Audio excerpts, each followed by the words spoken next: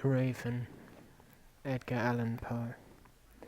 Once upon a midnight dreary, while I pondered, weak and weary, over many a quaint and curious volume of forgotten lore, while I nodded, nearly napping, suddenly there came a tapping, as of someone gently rapping at my chamber door. "'Tis some visitor," I muttered, tapping at my chamber door. Only this, and nothing more.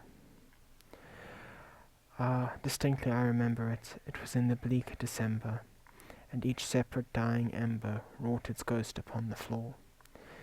Eagerly I wished the morrow, vainly I had sought to borrow from the book's surcease of sorrow, sorrow for the lost Lenore, for the rare and radiant maiden whom the angels name Lenore, nameless here for evermore. And the silken, sad, uncertain rustling of each purple curtain thrilled me, filled me with fantastic terrors never felt before, so that now, to still the beating of my heart, I stood repeating, "'Tis some visitor entreating entrance at my chamber door, some late visitor entreating entrance at my chamber door. This it is, and nothing more." Presently my soul grew stronger, hesitating, then no longer. "Sir," said I, "or madam, truly your forgiveness I implore, but the fact is that I was napping, and so gently you came rapping, and so faintly you came tapping at my chamber door, that I scarce was sure I heard you. Here I opened wide the door, darkness there, and nothing more." Deep into that darkness peering, long I stood there wondering, fearing, doubting, dreaming dreams no mortal had ever dared to dream before. But the silence was unbroken, and the stillness gave no token, and the only word there spoken was the whispered word, "Lenore?" This I whispered, and an echo murmured back the word, "Lenore." Merely this, and nothing more. Back into the chamber turning, all my soul within me burning, soon again I heard a tapping, somewhat louder than before. "Surely," said I, "surely that is something at my window lattice. Let me see, then, what the rite is, and this mystery explore. Let my heart be still a moment, and this mystery explore. 'Tis the wind, and nothing more." Open here I flung the shutter, when with merrier flirt and flutter in there stepped a stately raven of saintly days of yore. Not the least obeisance made he, not a minute stopped or swayed he,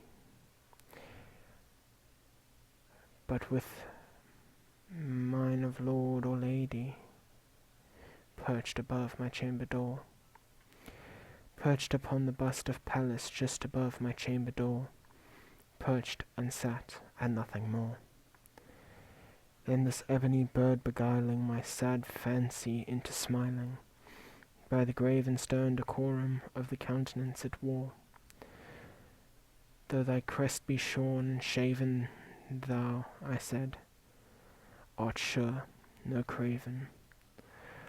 Ghastly grim and ancient raven, wandering from nightly shore, tell me what thy lordly name is, the night's Plutonian shore." Quoth the raven, "Nevermore."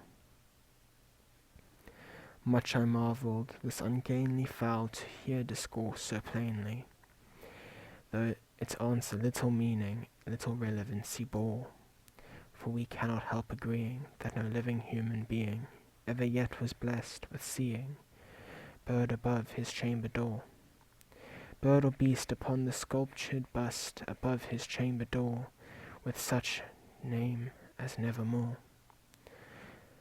But the raven sitting lonely on the placid bust spoke only that one word, as if his soul in that one word did outpour. Nothing farther than he uttered, not a feather than he fluttered, till I scarcely more than muttered, other friends have flown before. On the morrow he will leave me, as my hopes have flown before. Then the bird said, nevermore. Startled at the stillness broken by reply so aptly spoken, doubtless, said I, what it utters, is it only stock and store, caught from some unhappy master, whom unmerciful disaster followed fast, and followed faster till his songs once burden bore, till the dirges of his hope that melancholy burden bore, of never, nevermore. But the raven still beguiling all my fancy into smiling, straight I wheeled a cushioned seat in front of bird, and bust and door.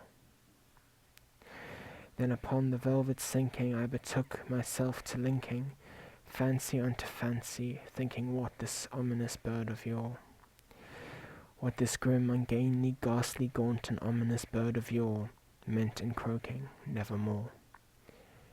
Thus I sat engaged in guessing, but no syllable expressing, to the fowl whose fiery eyes now burned into my bosom's core.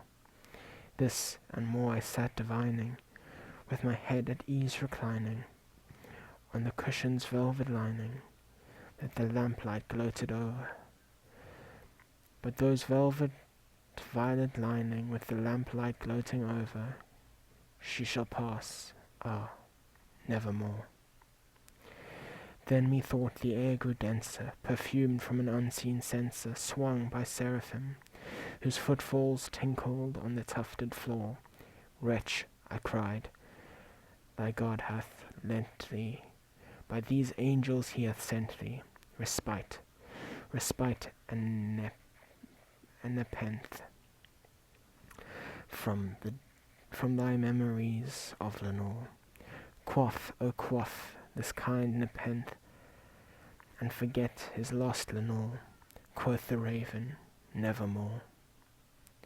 Prophet, said I, thing of evil, prophet still if bird or devil, whether tempest sent or whether tempest tossed thee here ashore.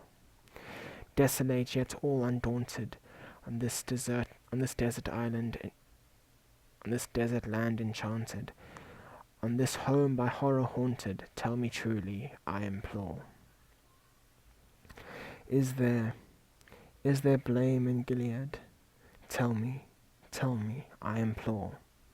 Quoth the raven, nevermore. Prophet, said I, thing of evil, prophet still, if bird or devil, by that heaven that bends above us, by that God who we both adore. Tell this soul with sorrow laden, if within the distant Aidenn, it shall clasp a sainted maiden, whom the angels named Lenore. Clasp a rare and radiant maiden, who the angels name Lenore. Quoth the raven, nevermore. Be that word or sign of parting, bird or fiend, I shrieked, upstarting. Get thee back into the tempest, and the night's Plutonian shore. Leave no black plume as token, that lie thy soul hath spoken. Leave my loneliness unbroken, quit the bust above my door. Take thy beak from out my heart, and take thy form from off my door. Quoth the raven, nevermore. And that raven never flitting, still is sitting on the pallid bust of Pallas just above my chamber door, and his eyes have all the seeming of a demon's that is dreaming, and the lamplight over him streaming throws his shadow on the floor. And my soul from out that shadow that lies floating on the floor shall be lifted nevermore.